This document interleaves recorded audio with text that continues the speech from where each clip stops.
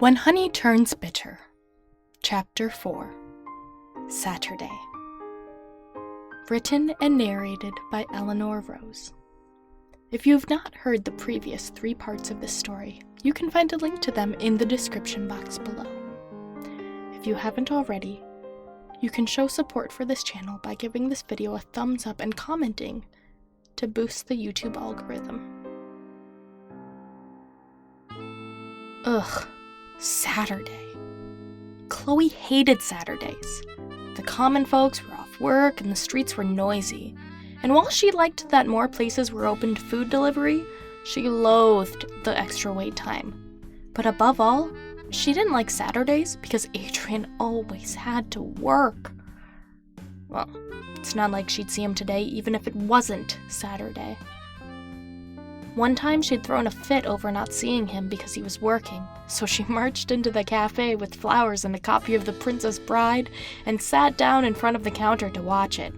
Her screen turned so the counter workers could see. He might not have been able to pay attention the whole time, but he laughed as the scenes rolled by and drink orders went out.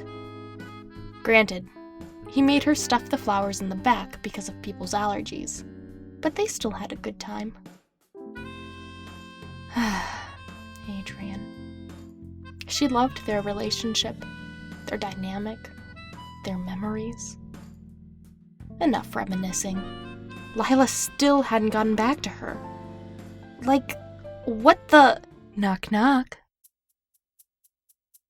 She looked up to see a woman in bug-shaped sunglasses walking in. Hello? Chloe said, trying to keep a sneer out of her voice. Who just walks into someone's home uninvited? Yeah, she might live in a hotel, but still, who does that? Locked or not, give the door a knock. Hello. The woman took off her sunglasses, leaning on her luggage like a model or a smug mother watching her children attack their aunt with attention. Oh, Lila! How lovely of her to show up. I was beginning to wonder if I'd see you before the show. Ha ha, Lila said, throwing her a polite smile. But the plane was delayed in New York because the president needed to catch an express flight and they shut down my wing of the airport. Wouldn't he just take a private plane? Like, for security reasons? Well, usually. Duh. But you won't be able to read about the wing shutdown at the airport because of those security reasons. Oh. Okay. She didn't like this girl already. There was something off about her. Well, thanks for— But wow, you live in a hotel? That's seriously awesome, Chloe Money, Lila said, cutting her off as she plopped on the chase. Thanks for putting me up like this. I seriously thought I'd be on the street or something, thanks to that long layover. Ugh. I just want to order room service and relax. I can choose whatever I want, right? She grabbed the menu from the coffee table. Chloe Money? Did she just nickname her? And what about putting her up? Oh, this was a mistake. I'm sorry. What?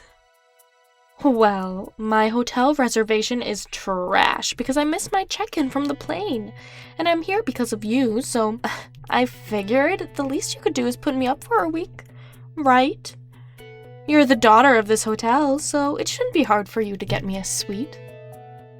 The audacity. Was she serious? Well, she may be right. Who does that? Who just claims territory like that? What if Chloe didn't live in a hotel? Would she still try to order filet de pigeon and a Caribe chocolate? Yes, she was doing her a favor, but at what cost?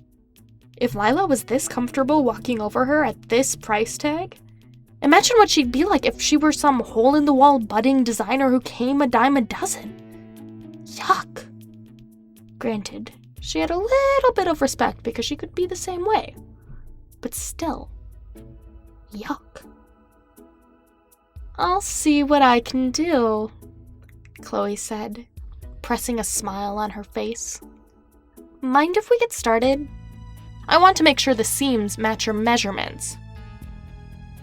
Yeah, Alya began, snapping gum without looking up from the menu.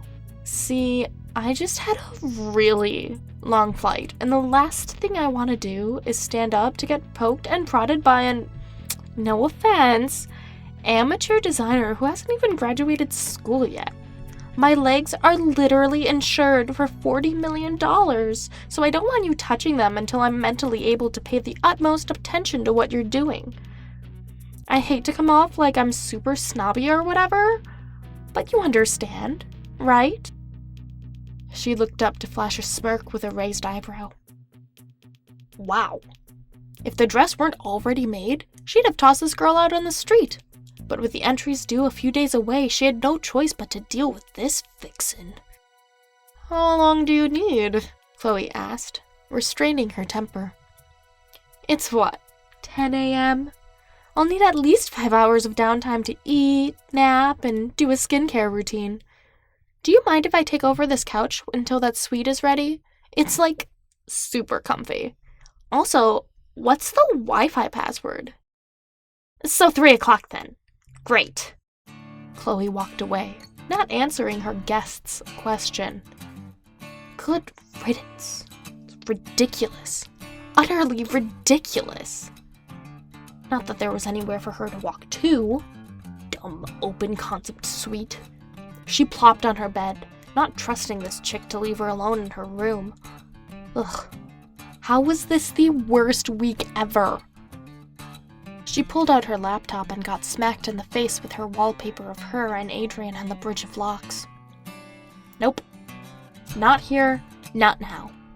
She wasn't going to lose it with this stranger that she already didn't like lounging on her chase 4 meters away. The room service came and went, leaving her with a €200 bill to house charge and a woman taking a post-poultry nap in her suite. Ugh. Without thinking, Chloe pulled out her phone to text Adrian about it. Oh, yeah, the break. She forgot about that for a moment.